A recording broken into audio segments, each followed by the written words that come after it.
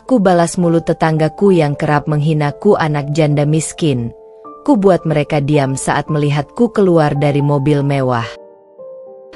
Aku kehilangan ayah di usia 8 tahun. Hari itu, dunia kecilku runtuh. Aku berdiri di samping peti kayu sederhana, menggenggam tangan ibuku yang gemetar, sementara air mataku tak kunjung berhenti mengalir. Aku memanggil ayah pelan, berharap ia bangun seperti dalam dongeng-dongeng yang diceritakan ibu sebelum tidur. Tapi ayah tetap diam, wajahnya pucat, tubuhnya kaku. Hujan turun deras, seakan langit pun berkabung bersamaku. Sejak saat itu, hidup kami berubah drastis. Ibu yang dulu hanya seorang ibu rumah tangga harus banting tulang mencari nafkah. Ia menerima pekerjaan apapun yang bisa memberinya sedikit uang, mencuci pakaian tetangga, menyetrika berjam-jam, bahkan membersihkan toilet umum. Aku sering melihat telapak tangannya lecet dan pecah-pecah, tapi ia selalu tersenyum padaku, seolah rasa sakitnya tak ada artinya dibandingkan melihatku tetap hidup. Rumah kami adalah gubuk kecil yang nyaris roboh. Dindingnya terbuat dari papan kayu yang mulai lapuk, penuh lubang yang membuat angin malam bebas masuk menusuk kulit. Saat hujan turun, kami berlari mengumpulkan ember dan panci untuk menampung air yang menetes dari atap. Malam-malam kami sering diiringi suara gemeretak kayu yang nyaris patah, membuatku takut atap itu akan runtuh menimpa kami saat tidur. Makan sehari-hari adalah perjuangan. Kadang kami hanya makan nasi dengan garam, atau menyesap air gula hangat untuk mengganjal perut kosong. Aku sering melihat ibu pura-pura kenyang hanya agar aku bisa menghabiskan jatah makanan terakhir. Tapi yang paling menyakitkan bukan rasa lapar, melainkan kata-kata tajam yang menghujam seperti belati dari orang-orang sekitar. Bu Rina, tetangga kami, adalah yang paling kejam. Ia sering berdiri di depan rumah kami sambil melipat tangan di dada. Suaranya keras dan menusuk. Janda miskin kayak kamu harusnya tahu diri. Anaknya paling juga jadi pengemis nanti, katanya, disambut tawa beberapa tetangga lain yang menonton seperti sedang menyaksikan hiburan gratis. Aku menggenggam ujung baju ibuku, menunduk dalam-dalam agar tak ada yang melihat air mataku jatuh. Tapi ibu berjongkok di hadapanku, menyeka wajahku dengan tangannya yang kasar. Kita lebih kuat dari ini, nak, bisiknya dengan suara bergetar. Jangan dengarkan mereka. Kita pasti bisa bertahan. Tapi di malam-malam sunyi, saat kupikir ibu sudah tidur, aku sering mendengarnya menangis. Tangisannya teredam, tertahan, seolah ia tak ingin aku mendengar betapa hancurnya ia sebenarnya. Dan saat itu aku sadar, aku bukan hanya kehilangan ayah, aku kehilangan seluruh kepingan masa kecilku. Pagi itu, ibu keluar rumah dengan keranjang sayur di tangannya, wajahnya penuh harap bahwa hari ini dagangannya akan laku.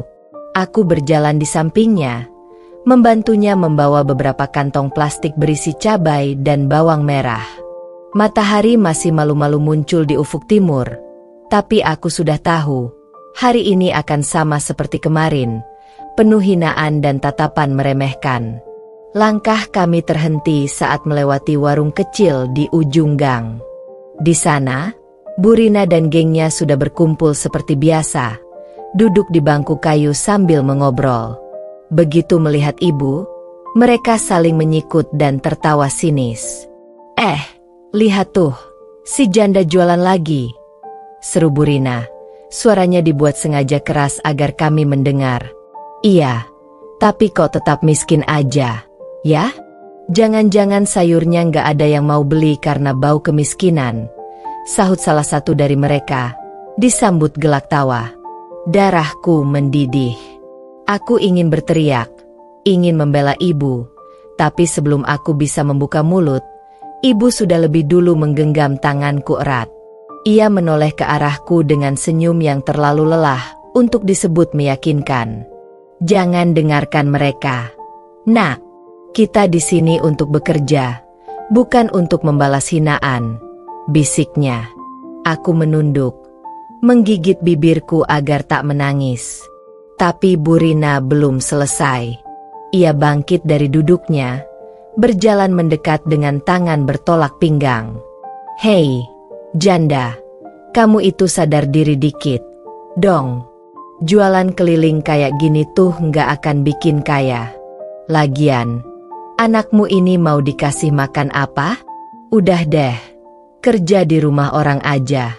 Atau ia sengaja menatap ibu dari ujung kepala sampai kaki dengan tatapan meremehkan. "Kamu tahu sendirilah, janda tuh gampang dapat uang kalau mau usaha dikit." Mereka tertawa terbahak-bahak. Dadaku terasa seperti dihantam batu besar. Aku menoleh ke ibu, berharap ia akan melawan, tapi yang kulihat hanya wajahnya yang tetap tenang. Meski aku bisa melihat matanya berkaca-kaca. Ibu membungkuk sedikit, merapikan dagangannya tanpa berkata sepatah kata pun, lalu menarik tanganku agar kami pergi. Saat kami berjalan menjauh, aku mendengar mereka masih tertawa, melontarkan hinaan yang terus menggema di telingaku. Aku ingin bertanya pada ibu, mengapa ia diam saja? Mengapa ia tidak melawan? Tapi saat aku menatapnya, aku melihat rahangnya mengeras. Jemarinya gemetar saat menggenggam keranjang sayurnya lebih erat.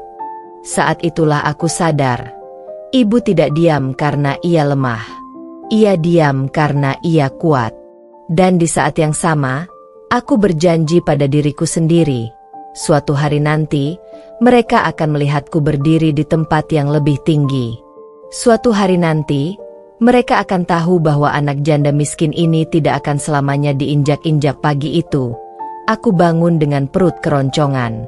Di dapur, kulihat ibu mengaduk panci yang nyaris kosong. Tak ada nasi, hanya air garam yang ia minum diam-diam agar tak pingsan saat berjualan nanti. "Kamu langsung berangkat aja."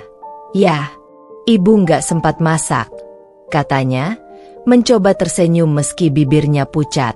Aku mengangguk, menyembunyikan rasa kecewa yang menyelinap di hatiku.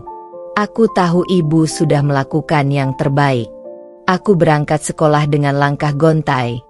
Perutku terus berbunyi sepanjang perjalanan. Di sekolah, teman-temanku membuka kotak bekal mereka.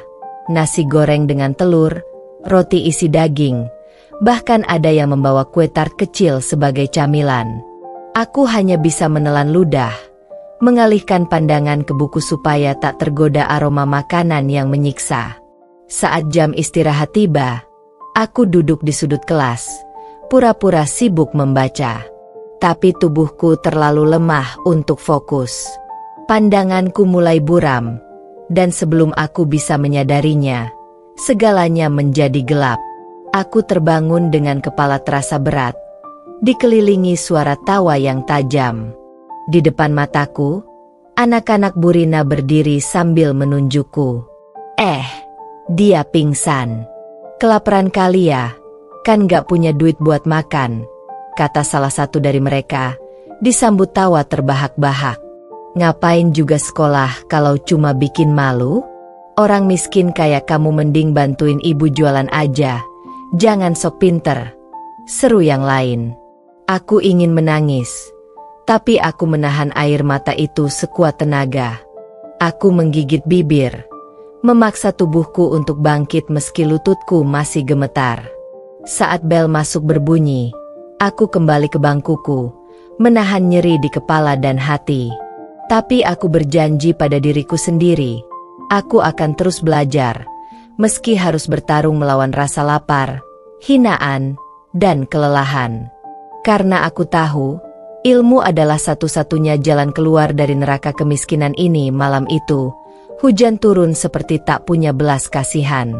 Angin kencang menghempas rumah kami yang berdiri rapuh di pinggir gang sempit, membuat dinding kayu tua berderak seolah bisa runtuh kapan saja. Petir menyambar langit, menyinari seisi ruangan dengan kilatan cahaya yang menyayat, lalu meninggalkan kegelapan yang lebih pekat dari sebelumnya. Aku duduk meringkuk di sudut kamar, memeluk lutut sambil menatap atap seng yang sudah penuh tambalan karat. Setiap kali angin bertiup, atap itu bergetar hebat, mengeluarkan suara berderak yang membuat jantungku berdebar tak karuan. Dan akhirnya, suara yang kutakutkan datang juga. Plak! Sebongkah kayu penyangga patah, dan air hujan langsung mengalir deras dari celah atap yang terbuka. Ember-ember yang sudah penuh meluap, lantai tanah berubah menjadi lumpur dingin, dan kasur tipis kami kini basah kuyup. Aku buru-buru menggeser kasur itu ke sudut ruangan, meski aku tahu percuma, tak ada sudut yang benar-benar kering. Ibu, yang seharian berjualan sayur keliling, bergegas mengumpulkan kain-kain tua untuk mengelap lantai. Tangannya gemetar, wajahnya pucat karena kelelahan, tapi ia tetap bergerak tanpa mengeluh sedikit pun. Aku ingin membantunya, tapi tubuhku sendiri sudah menggigil hebat. Baju lusuh yang kukenakan menempel basah di kulit, membuat rasa dingin menusuk hingga ke tulang. Ibu, sudah. Aku nggak apa-apa, kita tidur aja, kataku lirih. Suaraku bergetar. Ibu tersenyum samar, meski aku tahu itu senyum yang dipaksakan. Ia menarikku ke pelukannya, mengusap rambutku dengan lembut seolah belayan itu bisa mengusir semua luka yang tertanam di hati kami. Maaf ya, Nak. Maaf kita harus hidup seperti ini, bisiknya, napasnya tersengal lemah. Aku menggeleng kuat, menelan tangis yang nyaris meledak di tenggorokan. Bukan salah ibu. Aku janji, kita pasti keluar dari sini, bisikku, meski dalam hati aku sendiri tak tahu bagaimana caranya. Dari rumah sebelah, terdengar suara musik dan tawa. Itu rumah Burina, orang yang paling suka menghina kami di siang hari, tapi hidup bahagia tanpa beban di malam hari. Aku bisa mendengar dentingan piring dan sendok, suara mereka bercanda sambil menikmati makan malam yang hangat dan lezat. Perutku berkeriuk pelan, mengingatkanku bahwa kami bahkan belum makan malam. Kami hanya punya sisa nasi yang keras dan sedikit garam, tapi ibu memilih menyimpannya untuk besok pagi. Air mata menggenang di pelupuk mataku. Aku ingin berteriak, bertanya pada dunia kenapa hidup sekejam ini. Kenapa ibu yang begitu baik hati harus menderita seperti ini? Kenapa aku harus tumbuh besar dengan rasa lapar dan dingin yang tak pernah pergi? Tapi aku tahu, berteriak pun tak ada gunanya. Yang bisa kulakukan hanyalah bertahan. Aku meremas ujung baju ibu yang basah, berusaha mengumpulkan kekuatan dari sisa-sisa harapan yang hampir padam. Di bawah atap bocor yang terus meneteskan air ke tubuh kami, aku berdoa dalam diam, memohon agar suatu saat, kami bisa tidur nyenyak tanpa takut rumah ini runtuh menimpa kami. Memohon agar suatu saat, kami bisa tertawa tanpa bayang-bayang hinaan dari tetangga. Memohon agar suatu saat, aku bisa membuktikan pada dunia bahwa anak dari janda miskin ini tidak akan selamanya jadi bahan ejekan. Aku bersumpah, aku akan melawan takdir ini. Tak peduli seberapa sakit, tak peduli seberapa hancur, aku akan berjuang sampai aku bisa mengangkat ibu keluar dari neraka ini. Hari itu, hujan mengguyur deras, membasahi genting-genting tua rumah kami yang sudah banyak berlubang. Air menetes dari langit-langit, jatuh ke lantai tanah yang dingin. Aku sibuk menaruh ember dan baskom di sana-sini, mencoba menghalau banjir kecil yang masuk ke dalam rumah. Tapi yang paling membuatku cemas bukanlah hujan, melainkan ibu yang belum pulang. Biasanya, ibu sudah tiba sebelum senja, tapi malam itu, jarum jam sudah lewat pukul 9, dan bayangan ibu belum juga muncul di depan pintu. Aku duduk memeluk lutut, menggigil, jantung berdegup kencang, memikirkan kemungkinan terburuk. Hingga akhirnya, pintu kayu kami terbuka pelan, dan ibu masuk dengan tubuh kuyup. Langkahnya terseok-seok, wajahnya pucat seperti kertas. Aku berlari menghampirinya, mendekap tubuhnya yang dingin seperti es. Bu, kenapa basah begini? Kenapa lama pulangnya? Tanyaku panik. Ibu hanya tersenyum tipis, tapi bibirnya bergetar hebat. Dagangan sepi. Ibu tadi hujan-hujanan cari sisa pelanggan, biar bisa bawa pulang uang buat beli beras, katanya lirih. Aku menangis. Melihat ibu seperti itu lebih menyakitkan daripada rasa lapar yang biasa kurasakan. Aku memapahnya ke kasur tipis yang sudah lembab terkena air hujan. Tapi baru saja ibu berbaring, tubuhnya mulai gemetar, napasnya tersengal, dan batuknya terdengar begitu berat. Bu, kita ke puskesmas. Ya? Aku pinjam uang ke tetangga dulu, kataku, hampir panik. Tapi ibu menggeleng lemah. Tangannya meraih jemariku. Jangan, kita nggak punya uang. Nak, ini cuma capek biasa. Besok juga sembuh, bisiknya, meski aku tahu itu bohong. Malam itu, aku tidak tidur. Aku duduk di samping ibu, mengompres dahinya yang panas membara dengan kain basah. Setiap kali ia batuk, aku ikut merintih, seolah rasa sakitnya juga merembes ke dalam dadaku. Aku terus berdoa dalam hati, memohon pada Tuhan agar ibu sembuh, agar ibu tidak meninggalkanku sendirian di dunia ini. Keesokan paginya, ibu tetap lemah. Aku tahu aku harus melakukan sesuatu. Aku berangkat sekolah seperti biasa, tapi setelah itu, aku langsung menuju warung makan kecil di ujung gang, tempat aku sering lewat saat pulang sekolah. Aku memberanikan diri mendekati pemilik warung, seorang wanita parubaya yang terlihat sibuk mengatur dagangan. Dengan suara gemetar, aku berkata, "Bu, saya mau kerja di sini. Apa aja boleh. Saya bisa cuci piring, bersihin meja, sapu lantai. Saya nggak minta banyak, asal bisa bawa uang buat beli obat ibu saya." Wanita itu terdiam, menatapku dengan sorot mata yang sulit ku mengerti. Setelah beberapa detik yang terasa begitu panjang, ia mengangguk pelan. "Mulai sekarang aja, ya?" katanya lembut. Aku mengangguk cepat. Air mata menggenang di pelupuk mata. Hari-hari berikutnya berubah menjadi lebih berat dari yang kubayangkan. Sepulang sekolah, aku langsung ke warung dan bekerja hingga larut malam. Tangan kecilku yang terbiasa memegang pensil kini memegang piring-piring kotor, menggosoknya hingga bersih. Sabun cuci mengikis kulitku, membuatnya perih dan mengelupas. Tapi aku tidak peduli. Yang lebih menyakitkan dari rasa lelah adalah hinaan yang terus-menerus kudapatkan. Bu Rina, yang entah kenapa selalu ada di mana-mana, sering mampir ke warung itu bersama teman-temannya. Begitu melihatku mengenakan celemek lusuh, tangannya langsung menutupi mulutnya, menahan tawa. "Astaga, itu anak janda miskin, ya? Jadi tukang cuci piring sekarang?" katanya dengan nada mengejek. "Cocok sih. Daripada jadi beban orang, mending jadi babu." Teman-temannya tertawa terbahak-bahak. Mereka sengaja menjatuhkan sendok atau mengotori meja hanya agar aku harus membersihkannya berulang kali. "Bersihin yang bener. Ya, kalau masih kotor, entar nggak dibayar loh," kata salah satu dari mereka sambil terkikik.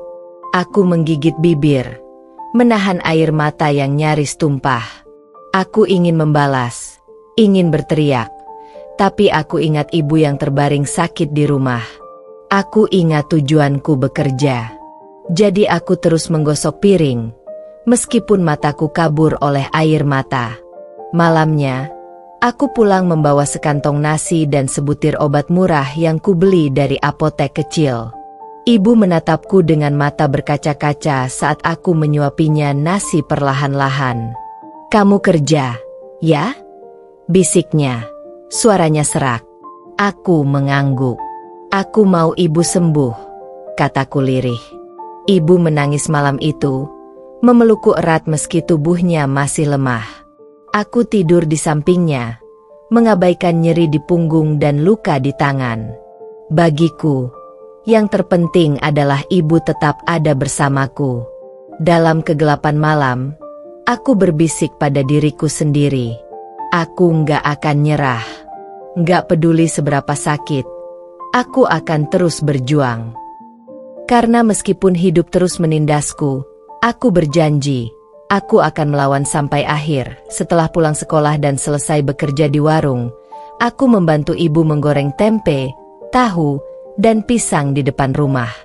Minyak panas berceceran ke tanganku, meninggalkan luka bakar kecil, tapi aku hanya mengabaikannya. Bau asap yang menusuk hidung bercampur dengan rasa lelah yang menumpuk di tubuhku. Tapi aku tahu kami butuh uang. Nak, coba kamu jual ke rumah-rumah. Siapa tahu ada yang mau beli, kata ibu, menyeka keringat di dahinya dengan kain lusuh. Aku mengangguk patuh, mengisi keranjang kecil dengan gorengan hangat, lalu berjalan menyusuri gang sempit tempat kami tinggal. Langkahku ragu saat tiba di depan rumah Bu Rina, tapi aku menguatkan hati. Aku berpikir, mungkin jika aku bersikap sopan, ia mau membeli meski hanya sedikit. Aku mengetuk pintu kayu yang megah dibanding rumah kami. Butuh waktu lama sebelum akhirnya pintu terbuka, dan wajah Bu Rina muncul di ambang pintu. Ia melipat tangan di dada, memandangku dari atas ke bawah dengan tatapan merendahkan. "Ada apa?" tanyanya dengan nada ketus.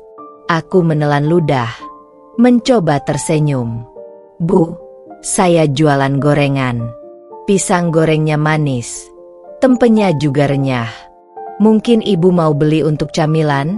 Suaraku bergetar, tapi aku berusaha tetap ramah. Bu Rina menatap keranjang di tanganku, lalu mendengus. Tiba-tiba, ia tertawa keras. Suaranya menggema di gang sempit. "Anak janda miskin sekarang jadi tukang jualan gorengan keliling? Hahaha, mau jadi kaya dari jualan receh begini?" Tawa itu menyakitkan. Lebih menyakitkan saat anak-anaknya yang ada di dalam ikut keluar dan tertawa bersamanya. "Ih, gorengan kayak gitu pasti minyaknya dipakai berkali-kali. Nggak sehat," kata salah satu anaknya sambil menutup hidung seolah-olah gorengan kami menjijikan. "Bilang aja kalian kelaparan, makanya jualan. Minta aja sama kami, kali," ejek anak satunya lagi, membuat darahku berdesir.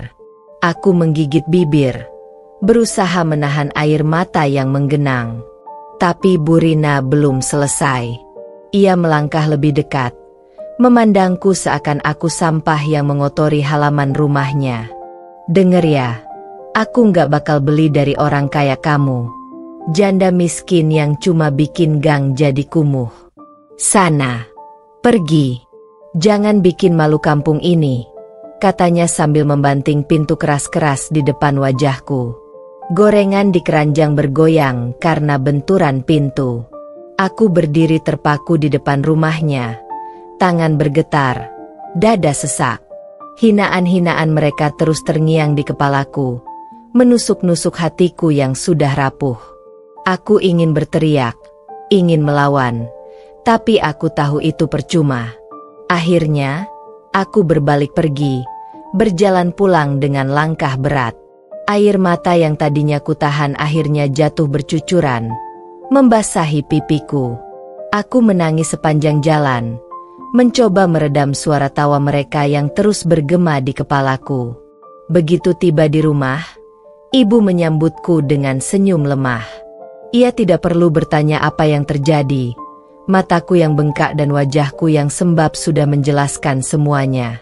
Tapi ibu tidak marah, tidak menyalahkan siapapun. Ia hanya menarikku ke dalam pelukannya, membiarkanku menangis sepuasnya di bahunya yang kurus. "Nggak apa-apa, Nak. Suatu hari nanti, kita pasti akan hidup lebih baik," bisiknya sambil mengusap punggungku lembut. "Kita harus sabar. Tuhan pasti dengar doa kita." Malam itu, aku terbaring di atas kasur tipis sambil menatap langit-langit yang penuh retakan. Hatiku penuh luka, tapi ada sesuatu yang mulai tumbuh di dalam diriku. Tekad. Aku berjanji dalam hati, aku akan bertahan. Aku akan terus berjuang, meski harus berdarah-darah. Karena aku ingin membuktikan bahwa aku, anak janda miskin yang mereka hina, suatu hari nanti akan berdiri jauh lebih tinggi daripada mereka. Lulus SMA seharusnya jadi kebahagiaan, tapi bagiku, itu hanyalah awal dari tantangan yang lebih besar. Aku duduk di pojok kamar yang sempit. Lantai dingin menyentuh kaki telanjangku. Di depanku, selembar brosur universitas yang kusimpan dari perpustakaan sekolah sudah mulai lusuh karena sering kubaca berulang kali. Aku tahu, aku ingin kuliah. Aku ingin mengubah hidup kami. Ibu, yang tengah berbaring di kasur tipis di sudut ruangan, batuk-batuk kecil. Wajahnya pucat. Tubuhnya terlalu kurus karena kelelahan bekerja tanpa henti. Tapi saat aku mengutarakan niatku, matanya berbinar penuh harapan meski suaranya lirih. Daftar saja. Nak, siapa tahu ada jalan, katanya, mengelus pipiku yang basah oleh air mata. Aku menggigit bibir, bertekad untuk mencoba. Keesokan harinya, aku pergi ke sekolah untuk bertanya pada guru BK tentang jalur beasiswa. Tapi kabar itu menyebar lebih cepat dari yang kubayangkan. Dan sayangnya, sampai ke telinga tetangga kami, terutama Bu Rina. Ketika aku pulang, dia sudah berdiri di depan rumahnya yang jauh lebih megah dibanding gubuk reot kami. Matanya menyipit, senyum mengejek terukir di wajahnya, dan sekelompok tetangga ikut mengerubungi, seakan menunggu pertunjukan yang menghibur. Anak janda miskin pulang. Dengar-dengar mau kuliah, ya? Katanya keras-keras, sengaja agar semua orang mendengar. Aku berhenti sejenak, mencoba mengabaikan, tapi langkahku terasa berat. Kuliah pakai apa? Pakai daun? Atau mau jual rumah bocor itu? Tawa Bu Rina pecah, menggema di gang sempit yang jadi saksi bisu penderitaan kami. Orang-orang ikut tertawa. Anak-anaknya, yang sering mengejekku di sekolah, berbisik-bisik sambil menunjuk ke arahku. Aku mengepalkan tangan, berusaha menahan tangis yang mengganjal di tenggorokan. Aku mau coba daftar beasiswa, Bu. Jawabku pelan, nyaris tak terdengar. Beasiswa. Bu Rina mencondongkan tubuhnya ke depan, seolah tak percaya dengan apa yang kudengar. Dengerin nih, semua. Dia mau dapat beasiswa. Anak janda kere ini mau kuliah gratis. Gelak tawa mereka semakin keras. Aku bisa merasakan wajahku memanas. Tapi aku tak ingin berlari. Aku berdiri di sana, menahan rasa sakit yang menggumpal di dada. Kuliah itu buat orang pintar, buat orang yang punya uang buat beli buku, buat bayar kos. Kamu pikir beasiswa bisa bikin kamu tiba-tiba jadi orang kaya? Matanya tajam menusukku seperti belati. Nggak semua orang ditakdirkan sukses. Apalagi kamu. Anak miskin ya udah, nerima nasib aja. Saat itu, ibu muncul dari dalam rumah. Tubuhnya yang ringkih bergetar saat melihat aku dikelilingi orang-orang yang mencemooh. Dia menarik tanganku, mencoba membawaku masuk. Sudah, Nak, nggak usah didengarkan, bisiknya, suaranya serak karena menahan tangis. Tapi aku tak bisa lagi membendung semuanya. Aku menatap Bu Rina, mataku basah, bibirku gemetar. Kenapa ibu selalu menyakiti kami? Apa kami pernah mengganggu hidup ibu? Tanyaku dengan suara patah-patah. Bu Rina mendengus. Matanya penuh kebencian yang entah berasal dari mana. Karena aku benci lihat orang miskin sok bermimpi tinggi, katanya tanpa ragu. Kalau hidup udah susah, ya sadar diri aja. Jangan bikin malu. Ibu menggenggam tanganku lebih erat, seakan takut aku akan meledak. Tapi aku sudah hancur. Kami masuk ke dalam rumah dengan kepala tertunduk, meninggalkan tawa dan hinaan yang masih menggema di luar sana. Malam itu, aku menangis tanpa suara, takut membangunkan ibu. Aku menatap langit-langit rumah yang berlubang. Air hujan merembes masuk dan menetes pelan. Aku bertanya-tanya, kenapa hidup begitu kejam padaku? Namun, di tengah keputusasaan itu, ada bara kecil yang menyala di dadaku. Aku bersumpah, aku akan kuliah. Aku akan sukses. Aku akan membuktikan bahwa kemiskinan dan hinaan tidak bisa mematahkan impianku. Dan suatu hari nanti, tawa merekalah yang akan memudar, saat mereka melihatku berdiri di puncak yang mereka bilang mustahil. Aku menutup telinga dari semua hinaan. Malam-malam panjang kulewati dengan mata yang nyaris tak pernah terpejam. Saat orang-orang tidur nyenyak di kasur empuk mereka, aku duduk di lantai dingin dengan buku-buku pinjaman dari perpustakaan sekolah. Aku belajar di bawah cahaya redup lampu minyak, karena listrik rumah kami sering mati. Jemariku kaku karena dingin, tapi aku terus menulis, menghafal, dan mengerjakan latihan soal. Aku bahkan menempelkan catatan kecil di dinding rumah, agar bisa membaca setiap kali aku bangun tidur atau sebelum berangkat ke warung membantu ibu berjualan. Ada kalanya aku ingin menyerah. Tubuhku lelah, pikiranku kacau. Tapi setiap kali aku melihat ibu yang terbatuk-batuk setelah seharian mendorong gerobak sayur, semangatku kembali menyala. Aku tak bisa kalah. Aku tak boleh kalah. Dan akhirnya, setelah berbulan-bulan berjuang, hari pengumuman itu tiba. Aku pergi ke warnet murah di ujung gang, mengetik nomor pendaftaran dengan tangan gemetar. Napasku tertahan saat layar loading. Rasanya jantungku hampir copot. Lalu, kata-kata itu muncul di layar. Selamat. Anda diterima sebagai penerima beasiswa penuh di Universitas Harapan Bangsa. Aku menutup mulut, menahan isak tangis yang pecah. Air mataku tumpah, bahuku bergetar hebat. Aku keluar dari warnet, berlari pulang tanpa peduli orang-orang menatap aneh. Aku ingin menyampaikan kabar ini ke ibu secepatnya. Ibu, aku diterima. Bu, aku dapat beasiswa penuh. Aku berteriak begitu masuk rumah, terisak sampai suaraku serak. Ibu yang tengah duduk mengupas bawang langsung berdiri, matanya membelalak tak percaya. Bibirnya bergetar, dan tanpa berkata apa-apa, ia memelukku erat.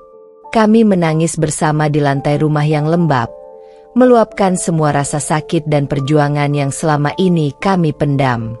Namun, kebahagiaan itu tak berhenti di sana.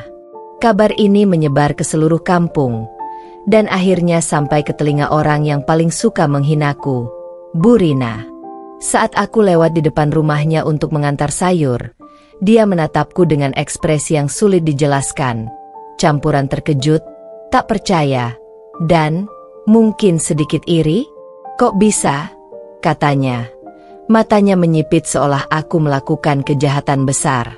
Aku hanya tersenyum, mengangkat kepala tinggi-tinggi untuk pertama kalinya. Karena aku nggak pernah berhenti berusaha. Bu, jawabku lembut, tapi ada ketegasan yang menusuk di balik kata-kataku. Bu Rina terdiam. Untuk pertama kalinya, dia tak punya kata-kata untuk menjatuhkanku. Aku melanjutkan langkahku, menggenggam tangan ibu, berjalan ke arah masa depan yang sudah mulai terbuka. Aku tahu, ini baru awal dari segalanya. Tapi setidaknya, kali ini, aku menang. Kuliah bukanlah akhir dari perjuanganku, itu baru permulaan.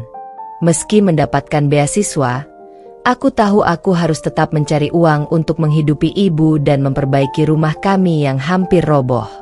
Jadi, aku mengambil semua pekerjaan yang bisa kulakukan. Di pagi hari, aku menjadi asisten dosen. Aku membantu mengoreksi tugas-tugas mahasiswa lain, mengatur materi kuliah, bahkan kadang bersih-bersih ruang kelas tanpa mengeluh.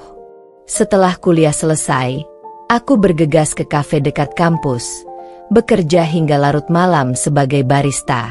Di sela-sela waktu istirahat, aku duduk di pojok kafe dengan laptop bekas, mengerjakan proyek freelance sebagai penulis artikel dan desain grafis. Aku hampir tidak pernah tidur lebih dari 3 jam sehari. Mataku sering merah karena kelelahan. Tanganku gemetar saat menyeduh kopi, tapi aku terus bertahan. "Kamu nggak capek, Nay?" tanya salah satu temanku suatu malam, saat melihatku mengerjakan tugas kuliah sambil melipat amplop pesanan di warung.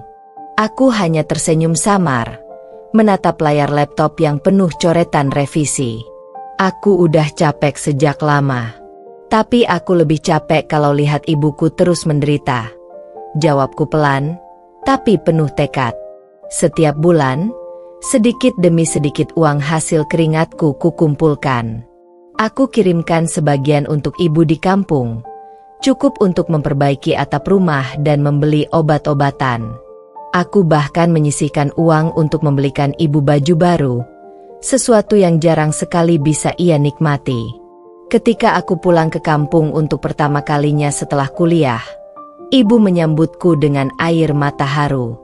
Rumah kecil kami kini tak lagi bocor saat hujan, dan ibu bisa tidur lebih nyenyak tanpa harus menahan sakit karena tak sanggup berobat. "Naila, ibu bangga sama kamu," bisiknya sambil memelukku erat. Bahunya bergetar karena tangis yang tak tertahan. Namun, di sisi lain, Bu Rina yang dulu selalu menghina kami hanya bisa memperhatikan dari balik pagar rumahnya. Tatapan merendahkan yang dulu selalu ia berikan kini berubah menjadi pandangan bingung, seolah ia tak habis pikir bagaimana anak janda miskin bisa sampai sejauh ini. Aku tak mengatakan apa-apa padanya. Aku hanya menggenggam tangan ibu lebih erat, melangkah ke dalam rumah yang kini terasa lebih hangat. Aku tahu, perjuanganku belum selesai. Tapi untuk pertama kalinya, aku merasa bahwa kami akhirnya bisa bernapas sedikit lebih lega. Karena perlahan tapi pasti, hidup mulai berpihak padaku. Lulus kuliah bukan berarti jalan hidupku langsung mulus. Aku bekerja di perusahaan besar, mulai dari posisi paling bawah, sebagai staf administrasi yang harus mengurus dokumen sampai larut malam. Tapi aku tak mengeluh. Setiap tugas, sekecil apapun, kulakukan dengan sepenuh hati. Aku belajar banyak hal, bagaimana perusahaan dijalankan, bagaimana strategi pemasaran disusun, dan bagaimana teknologi bisa menjadi solusi bagi banyak masalah. Setiap malam setelah pulang kerja, aku menghabiskan waktu membaca buku bisnis dan mengikuti kursus online gratis. Aku tahu aku ingin lebih dari sekadar jadi karyawan. Aku ingin membangun sesuatu sendiri. Selama 5 tahun, aku hidup hemat. Aku mengurangi pengeluaran sebisa mungkin, bahkan masih mengirim uang ke kampung untuk memastikan ibu baik-baik saja. Ketika teman-teman kantorku nongkrong di kafe mahal, aku duduk di kosan sempitku, merencanakan bisnis yang ingin kudirikan. Aku ingin membangun perusahaan teknologi yang membantu UMKM bertahan, gumamku suatu malam, sambil menatap papan visi yang kupasang di dinding. Itu mimpiku, membantu orang-orang kecil agar tak perlu merasakan penderitaan seperti yang aku dan ibu alami dulu. Akhirnya, dengan modal yang kukumpulkan selama bertahun-tahun, aku memutuskan berhenti dari pekerjaanku dan memulai bisnis sendiri. Aku menyewa ruangan kecil sebagai kantor, hanya berisi 1 meja dan kursi bekas. Tak ada pegawai, hanya aku, laptop tua, dan mimpi besar yang berkobar-kobar. Awalnya berat. Aku sering makan mie instan untuk menghemat uang. Aku mengetuk pintu demi pintu, menawarkan jasaku ke para pemilik usaha kecil yang bahkan meragukan kemampuanku. Tapi aku tak menyerah. "Bu, aku nggak minta banyak. Coba pakai aplikasi ini dulu sebulan. Kalau nggak cocok, gratis saja," kataku sambil tersenyum, meski hatiku hampir patah karena terlalu sering ditolak. Pelan tapi pasti, Bisnis kecilku mulai dilirik.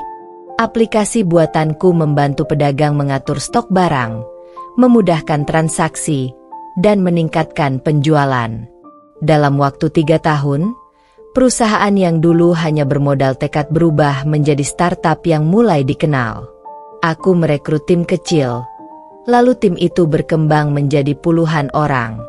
Dan 5 tahun setelah aku lulus kuliah, aku berdiri di depan gedung bertingkat dengan logo perusahaan yang kudirikan sendiri. Aku menggenggam tangan ibu saat kami berdiri di lobi kantor. "Kita berhasil, Bu," bisikku, menahan air mata yang menggenang di pelupuk mata. Ibu mengangguk, tersenyum haru sambil mengusap pipiku. "Kamu yang berhasil, Nak." "Ibu hanya berdoa," jawabnya dengan suara bergetar. Bisnisku berkembang pesat. Aku menjadi salah satu pengusaha sukses, sering diundang untuk berbicara di seminar dan diwawancarai media. Tapi aku tak pernah lupa dari mana aku berasal.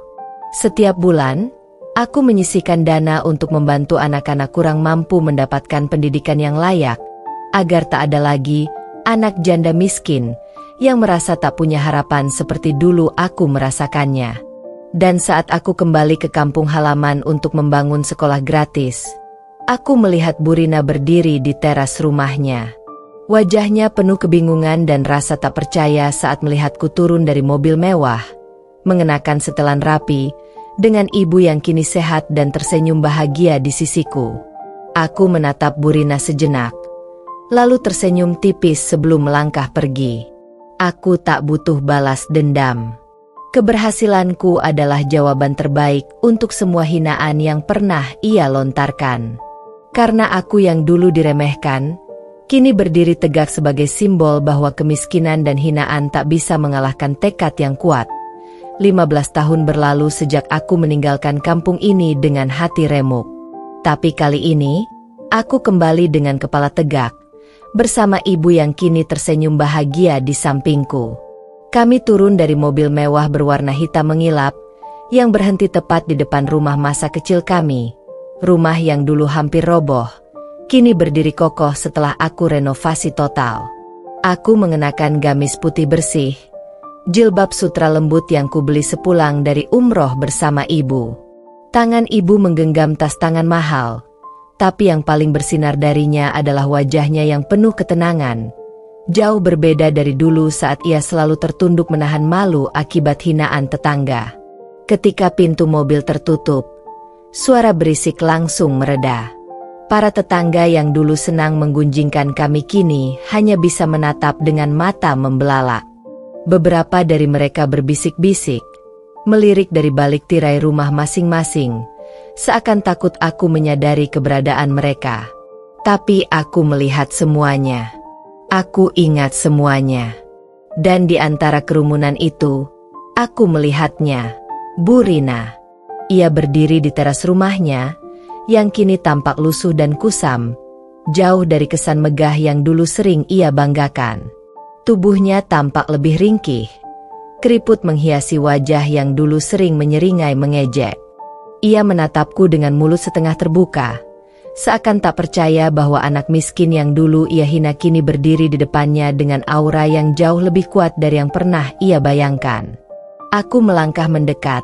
Sepatu hak tinggiku beradu dengan kerikil jalanan yang kasar, suara kecil yang terasa menggema di tengah keheningan kampung. "Bu Rina," sapaku lembut, dengan senyum yang tak menyimpan amarah, hanya kelegaan yang dalam. Bu Rina menelan ludah, suaranya bergetar saat akhirnya ia berbicara. Kamu sekarang jadi apa, Nak?" tanyanya, suaranya nyaris tak terdengar. Aku tertawa kecil, tapi bukan tawa meremehkan, melainkan tawa seseorang yang telah menang atas hidup tanpa perlu menjatuhkan orang lain. "Alhamdulillah, saya sekarang punya perusahaan sendiri, Bu. Kami pulang dari umroh kemarin.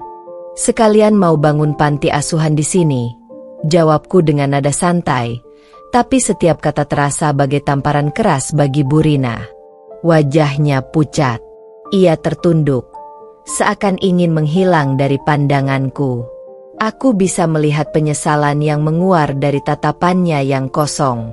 Ibu, yang selama ini hanya tersenyum melihatku berbicara, akhirnya ikut bicara.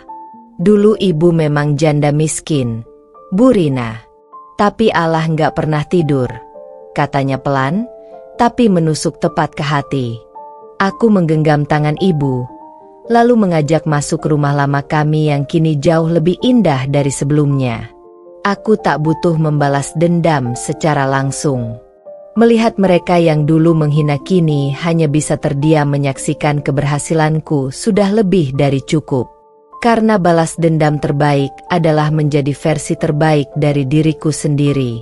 Dan aku yang dulu mereka hina, kini kembali sebagai pemenang. Setelah beberapa saat terdiam, Bu Rina akhirnya melangkah mendekat. Wajahnya yang tadinya pucat kini dipaksa tersenyum.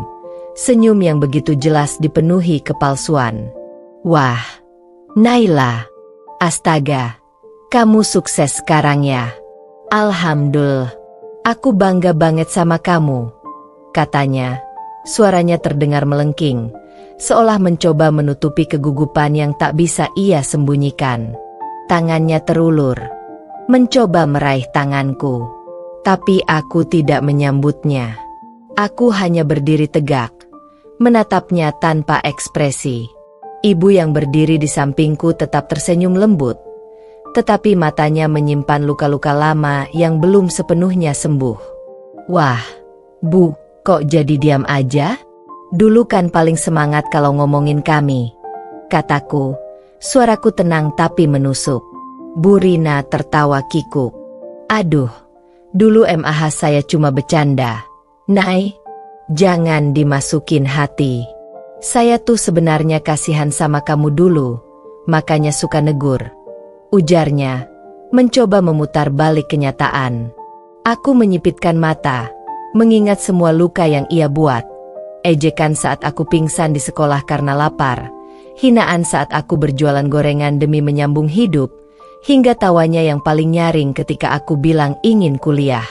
Aku melangkah lebih dekat, hingga hanya ada jarak tipis di antara kami. Aku bisa melihat kerutan di wajahnya semakin dalam karena tegang.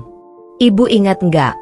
Waktu aku datang jualan gorengan ke rumah ini, ibu banting pintu dan bilang aku nggak pantas berdiri di sini. Tanyaku, lirih tapi menusuk. Wajah Bu Rina seketika memucat. Itu saya hilaf. Naila, saya cuma, lagi emosi waktu itu. Katanya terbata-bata. Aku menghela napas pelan, menahan getir yang masih mengendap di dada, meski hidupku kini sudah jauh lebih baik. Nggak apa-apa, Bu, kataku akhirnya, dengan senyum samar. Saya cuma mau ibu tahu, kalau saya udah memaafkan semua yang ibu lakukan. Tapi saya juga nggak akan pernah lupa. Bu Rina terdiam. Senyumnya memudar perlahan, digantikan ekspresi bingung dan malu yang bercampur jadi satu. Aku menggenggam tangan ibu, membawanya masuk ke dalam rumah tanpa menoleh lagi ke arah Bu Rina. Aku tak butuh pengakuan darinya. Keberhasilanku adalah jawaban terbaik untuk semua hinaannya di masa lalu. Aku menatap Bu Rina yang masih berdiri kaku di depan rumahnya. Matanya bergerak gelisah ke arah mobil mewah yang terparkir di pinggir jalan.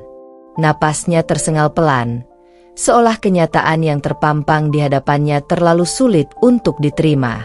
Aku melangkah mendekat. Tumit sepatuku beradu dengan tanah, menghasilkan bunyi pelan yang terasa seperti dentang lonceng penghakiman. Bu Rina, panggilku lembut. Senyum tipis mengembang di wajahku. Dulu ibu bilang anak janda miskin gak akan sukses. Dulu ibu tertawa waktu aku jatuh pingsan di sekolah karena kelaparan. Sekarang, lihat siapa yang datang pulang dengan mobil mewah. Kata-kataku meluncur perlahan. Setiap suku katanya seperti pisau yang menguliti ego Bu Rina lapis demi lapis. Wajahnya memerah seketika, seperti bara api yang tiba-tiba menyala. Ia membuka mulut, seakan ingin membalas, tapi tak ada satu kata pun yang keluar. Tangannya bergetar, dan matanya berkaca-kaca. Mungkin bukan karena penyesalan, tapi karena amarah yang ia sendiri tak mampu luapkan. Aku nggak pernah lupa kata-kata ibu. Lanjutku, suara sedikit bergetar karena mengingat semua luka lama yang masih mengendap. Setiap hinaan yang ibu lontarkan jadi bahan bakar buat aku berjuang lebih keras. Jadi, terima kasih, Bu. Tanpa ibu, mungkin aku nggak akan jadi seperti ini. Bu Rina mengerjap, tertegun. Ia menelan ludah. Matanya semakin berkaca-kaca. Saya cuma bercanda dulu, Nay. Ucapnya pelan, nyaris tak terdengar. Aku menggeleng pelan. Senyumku masih bertahan, tapi kali ini terasa lebih dingin. Bercanda? Tanyaku lirih. Lucu, Bu. Tapi kenapa cuma saya yang nangis waktu itu? Bu Rina menunduk, tak mampu menjawab. Tetangga-tetangga yang sedari tadi mengintip dari balik jendela kini berbisik-bisik, saling beradu pandang. Aku menghela napas panjang, lalu meraih tangan ibu dan mengecup punggung tangannya lembut. Ayo, Bu, kita pulang, bisikku pada ibu, yang menatapku penuh kebanggaan dan haru. Kami melangkah pergi, meninggalkan Bu Rina yang masih berdiri terpaku di depan rumahnya. Langkahku terasa ringan, seolah semua luka masa lalu akhirnya benar-benar luruh bersama angin sore yang menyapu kampung halaman. Aku tak butuh balas dendam lebih dari ini. Senyapnya kekalahan Bu Rina adalah tamparan yang jauh lebih keras daripada 1000 hinaan yang pernah ia lontarkan. Aku berdiri di depan rumah lama kami, rumah kecil yang dulu jadi saksi bisu perjuangan hidup kami. Dindingnya masih sama, kusam dan penuh retakan. Tapi kali ini aku melihatnya dengan pandangan yang berbeda. Bukan lagi rasa malu atau sakit, melainkan rasa syukur. Ibu berdiri di sampingku, mengenakan gamis sederhana dan kerudung yang membingkai wajah tuanya yang kini dipenuhi senyum bangga. Aku meraih tangannya, mengecup punggungnya lembut seperti dulu saat aku kecil. Terima kasih, Bu. Bisikku, suara bergetar menahan haru. Terima kasih sudah kuat, sudah tidak menyerah meski hidup menghimpit kita dari segala arah. Kalau bukan karena ibu, aku nggak akan sampai di titik ini. Ibu mengelus rambutku perlahan. Air matanya mengalir tanpa suara. Kamu yang hebat, Nak, katanya lembut. Kamu yang bertahan meskipun dunia terus menjatuhkan. Ibu cuma berusaha jadi sandaran buat kamu. Aku tersenyum, meski dadaku sesak oleh rasa haru yang tak terbendung. Aku memandang kampung halaman ini, tempat di mana aku dulu dihina, ditertawakan, dipandang sebelah mata. Tapi sekarang, semua itu tak lagi penting. Karena kemenangan sejati bukan saat aku membalas hinaan mereka, tapi saat aku berdiri tegak, membuktikan bahwa semua cacian dulu tak bisa menghalangiku untuk terbang lebih tinggi. Aku memeluk ibu erat, membiarkan air mata kebahagiaan mengalir sepuasnya. Balas dendam terbaik bukanlah menyakiti mereka yang melukai kita, tapi membuktikan bahwa kita bisa jauh lebih kuat, lebih sukses, dan lebih bahagia, tanpa harus menginjak mereka yang pernah meremehkan kita. Dan di bawah langit sore yang mulai meredup, aku tahu satu hal pasti. Aku menang, aku dan ibu kini hidup bahagia, jauh dari segala kekurangan yang dulu membelenggu kami. Rumah kami bukan lagi gubuk reot yang bocor saat hujan, melainkan rumah megah yang penuh cinta dan kehangatan. Aku bisa memberangkatkan ibu ke tanah suci, membelikan apapun yang dulu hanya bisa kami impikan dari kejauhan. Tetangga-tetangga yang dulu mencibir, kini hanya bisa diam saat kami melintas. Bu Rina, yang paling keras menghina, sekarang menunduk setiap kali berpapasan denganku. Wajahnya menyimpan rasa malu yang tak bisa ia sembunyikan. Aku tak perlu berkata apa-apa. Keberadaanku saja sudah cukup jadi jawaban atas semua hinaan masa lalu. Karena aku yang dulu mereka anggap tak akan jadi apa-apa, kini menjadi seseorang yang bahkan tak bisa mereka gapai. Aku menggenggam tangan ibu, berjalan melewati kampung dengan kepala tegak. Di dalam hati, aku berbisik pada diriku sendiri yang dulu, "Kamu berhasil, kamu menang, dan sekarang kamu bahagia." Karena kemenangan terbesar bukan sekadar membalas sakit hati, tapi membuktikan bahwa luka-luka itu justru menjadi sayap untuk terbang lebih tinggi.